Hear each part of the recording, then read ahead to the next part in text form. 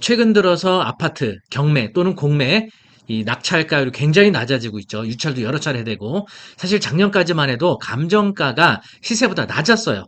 그러다 보니까 사람들이 신건에 들어가서 훨씬 높은 금액을 써서 낙찰을 받아왔죠.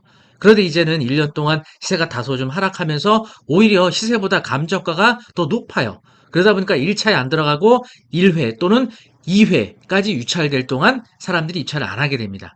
그래서 현재 경매 또는 공매로 진행 중인 아파트 물건 보면 2회 이상 유찰되는 물건이 굉장히 많이 늘고 있어요. 근데 오늘 소개해드릴 물건은요, 마포구 합정동에 있는 메세나폴리스입니다. 아시는 분 잘 아시죠? 합정동 여기 마포구 쪽으로 상당한 랜드마크가 되고 있는 아파트죠. 상당히 고급화되어 있고 또 젊은 세대들이 선호하는 그런 아파트죠.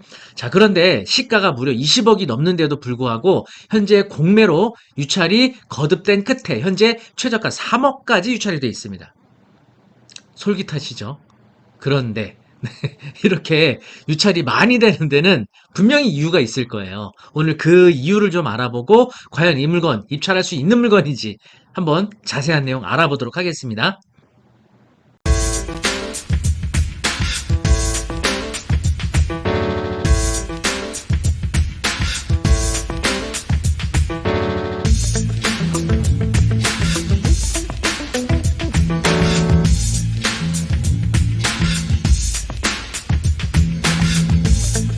어떤 분들은 임대 수익을 원하시는 분들도 계실 거예요.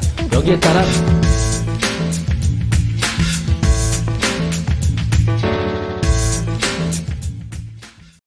일단 물건 내역 보시면요. 마포구 서교동 메사나폴리스 24층입니다.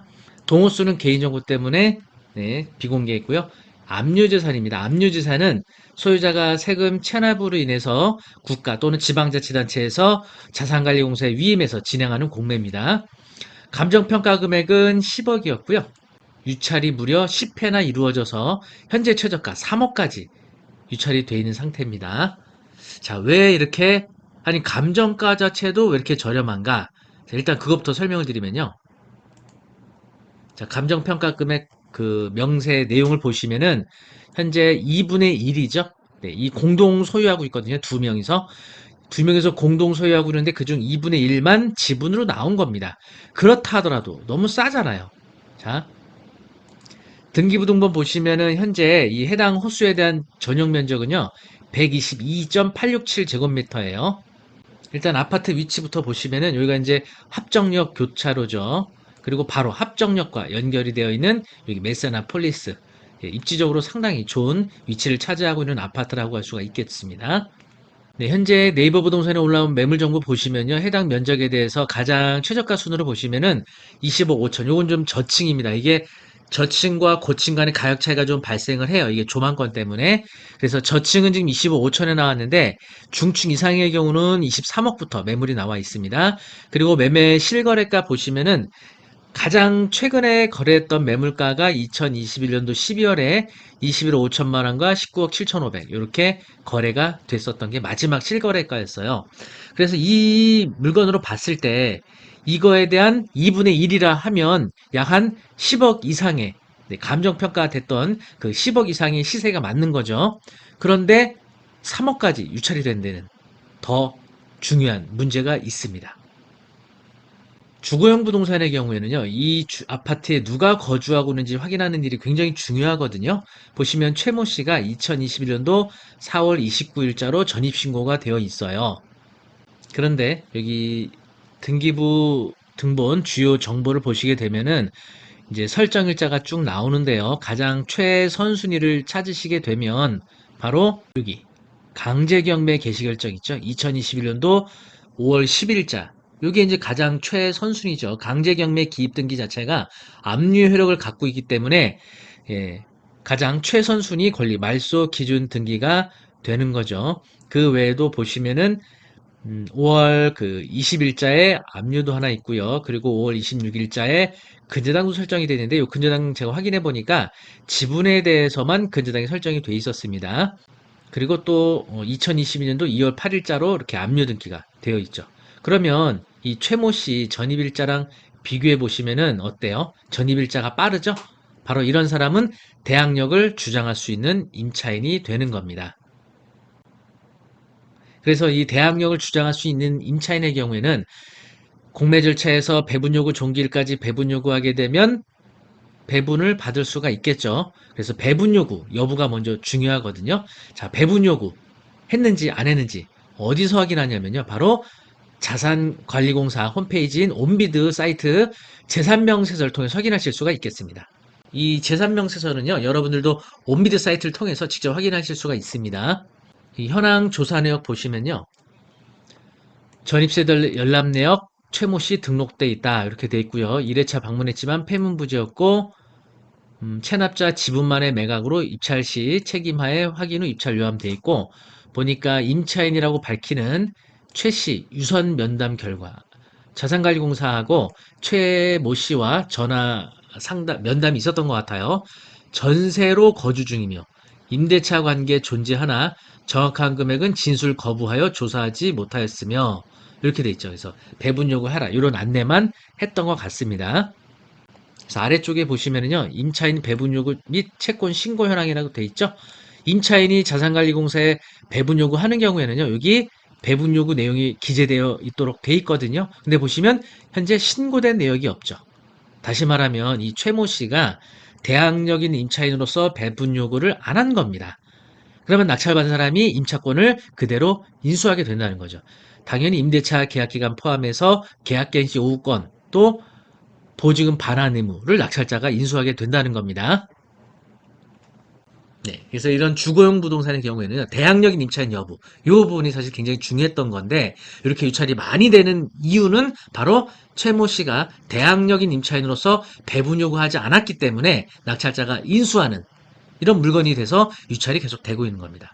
자, 그러면 아무리 대항력인 임차인의 물건을 인수한다 하더라도 3억 정도의 낙찰받으면 괜찮지 않을까? 이렇게 생각하시는 분이 또 계실 수가 있겠죠. 한번 그거를 따져볼 건데 이거는 과거 전세 실거래가를 통해서 추정하는 거지 이렇게 계산해서 입찰하시라는 건 아닙니다. 한번 내용 확인해 보도록 하겠습니다.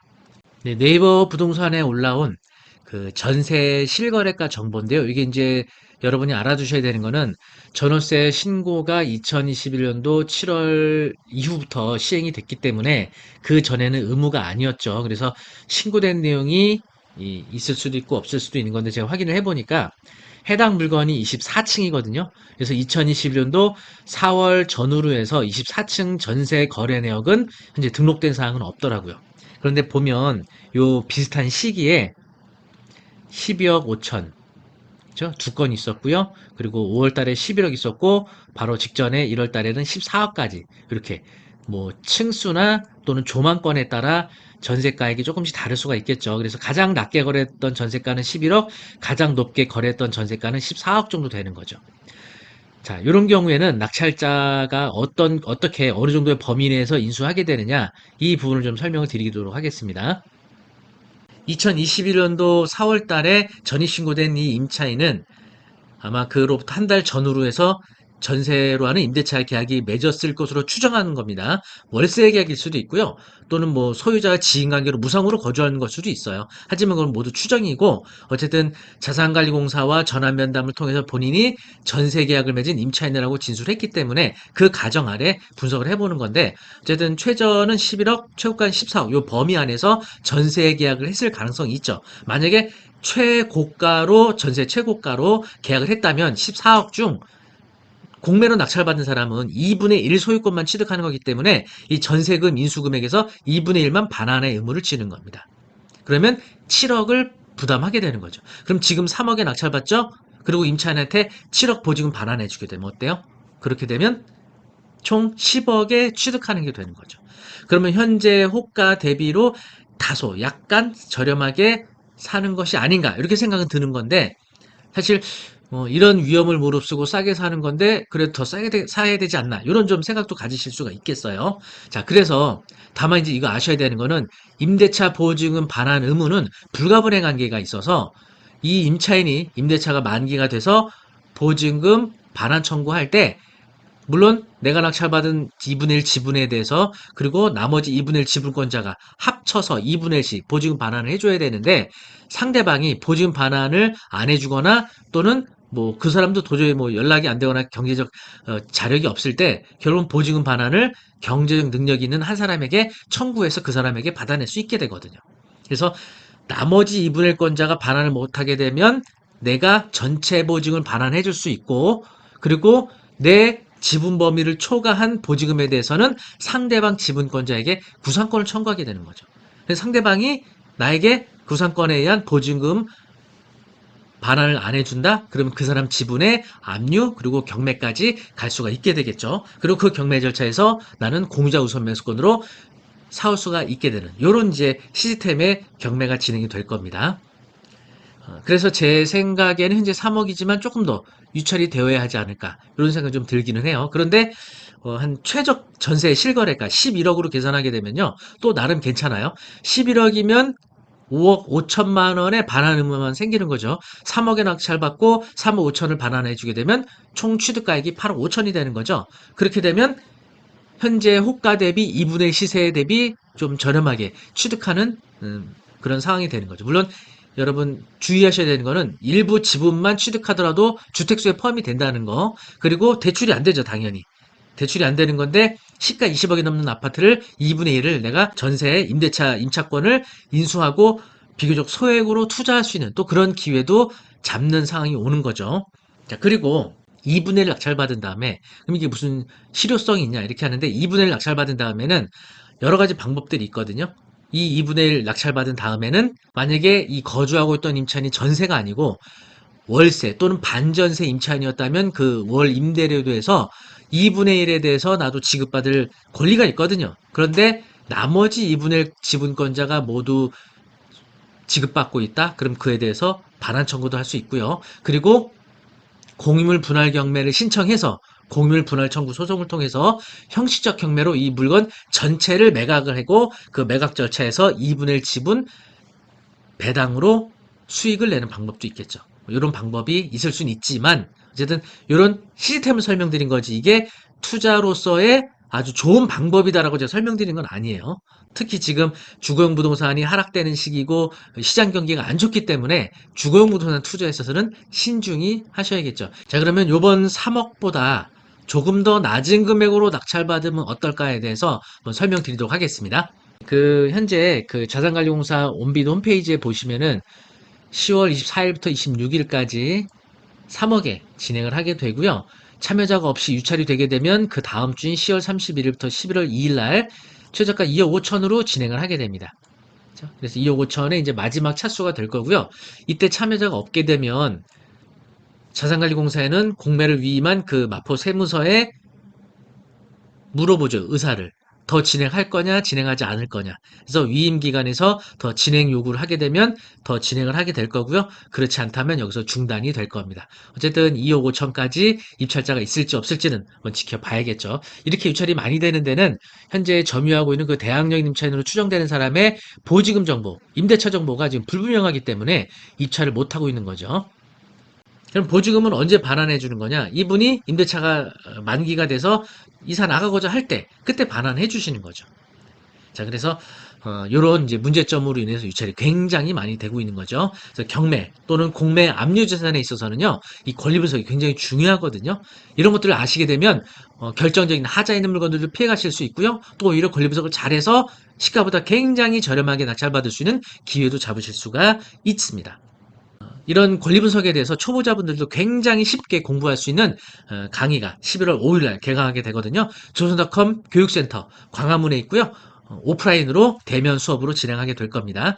총 4주에 거쳐서 진행을 하게 되는데 3주는 강의실에서 진행하게 됩니다. 토요일 오전에 3시간씩 3회가 진행되는데요. 사업자 또 직장인분들 토요일에 3번만 시간을 내시면 기초과정 완전히 마스터하실 수 있고요. 또 법원에 입찰 진행하는 법원의 현장학습까지 계획이 되어 있거든요. 자세한 그 수강 내용은요, 아래 링크 올려드릴 테니까 조선닷컴 교육센터 홈페이지 가서 자세한 내용 확인하시고 수강 신청하셔서 11월 5일 날 토요일 오전에 개강하는 날 만나 뵙기 바라겠습니다. 다음에도 더 좋은 물건 정보로 여러분께 유익한 내용 전해드리도록 하고요. 영상이 좋으셨다면 구독, 좋아요 부탁드립니다. 감사합니다.